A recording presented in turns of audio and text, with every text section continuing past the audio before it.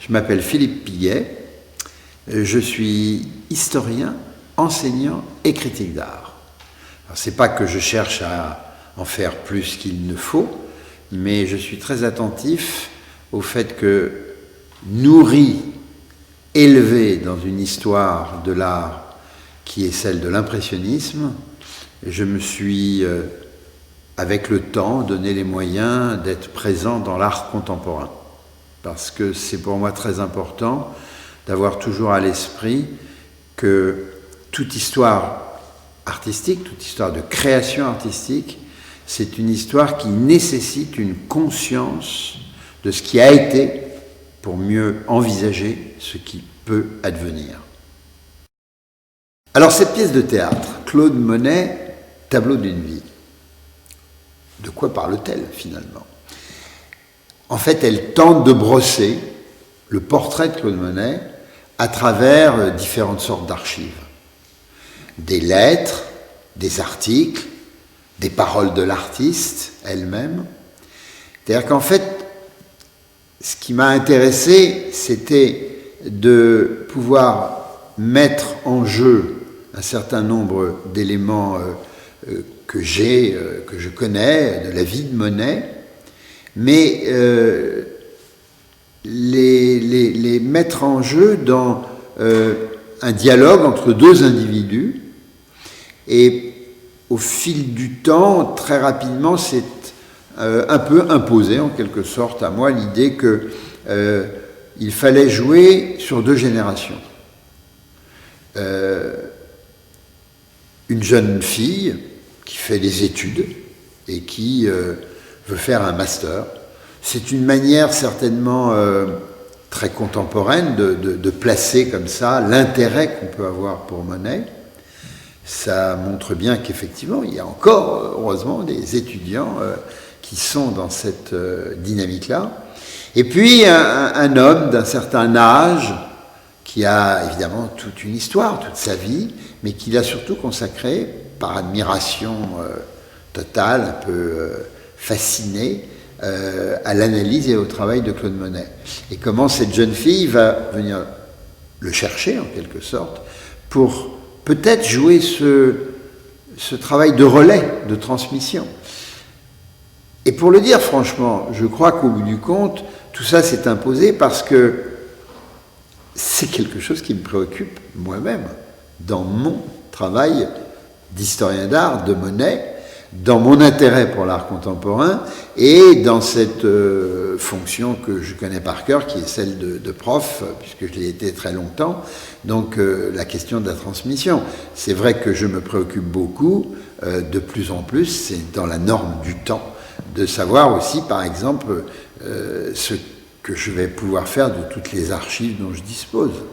Il se trouve que ma famille est dans une aventure, effectivement, qui est celle de Claude Monet, à savoir que mon arrière-grand-mère est devenue la femme de Claude Monet après avoir vécu quelques 12 ans, je crois, en concubinage, et que toute l'histoire de Claude Monet à Giverny, c'est-à-dire exactement la moitié de sa vie, de 43 à 86 ans, eh bien, c'est l'histoire de ma famille.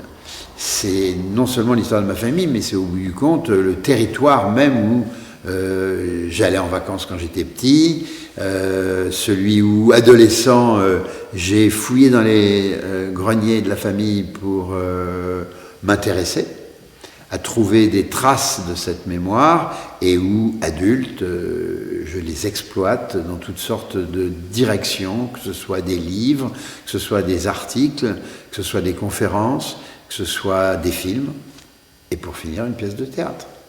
Ça m'a fait découvrir des choses, et peut-être surtout, comme je le disais, ça m'a fait ressusciter beaucoup de choses qui étaient quelque part dans ma mémoire, mais que je ne fréquentais plus, parce que j'ai beaucoup lu de pièces de théâtre quand j'avais l'âge adolescent et le début de la jeunesse, si je puis dire. Je suis allé très très souvent au théâtre.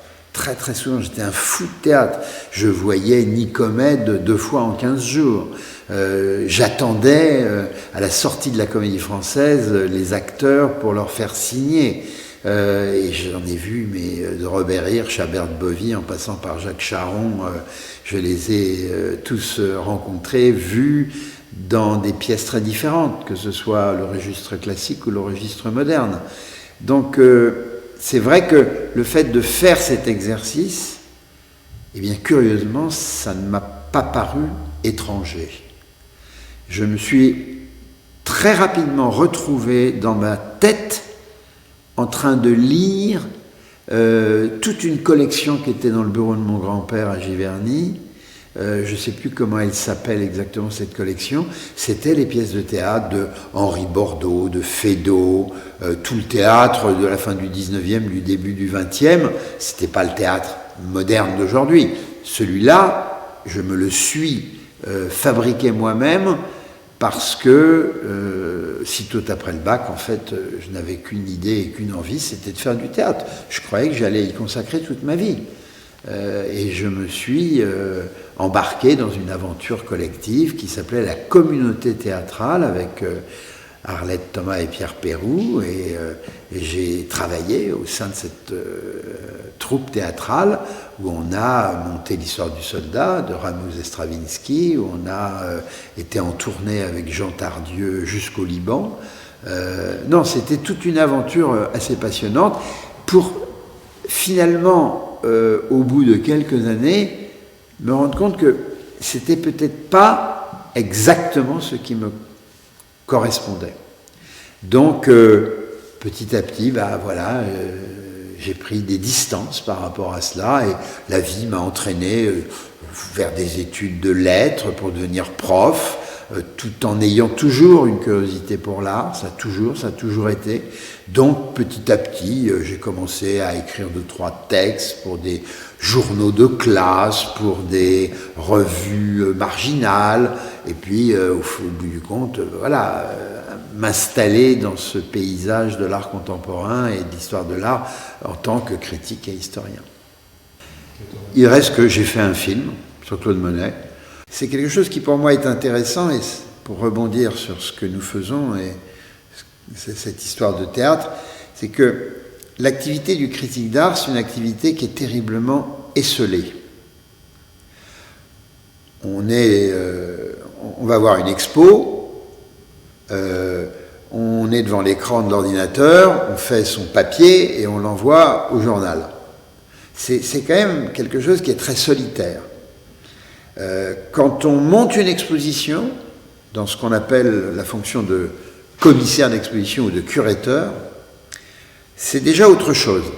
On est un peu le chef d'orchestre de l'organisation, je dirais, d'un spectacle, en tout cas d'une expo.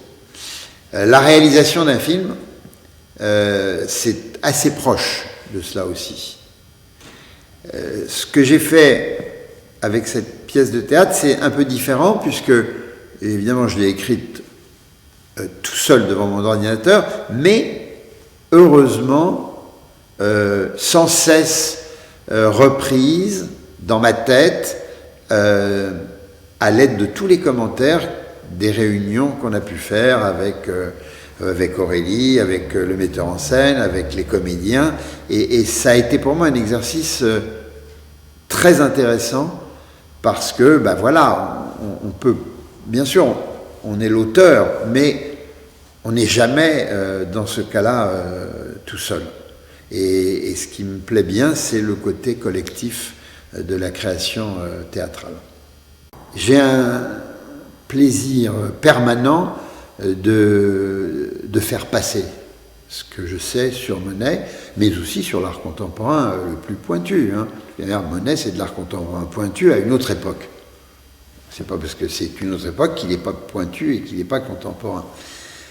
Donc c'est beaucoup, je crois quand même, dans cette qualité de passeur à laquelle je tiens énormément, que j'ai aussi pensé la rédaction de cette pièce.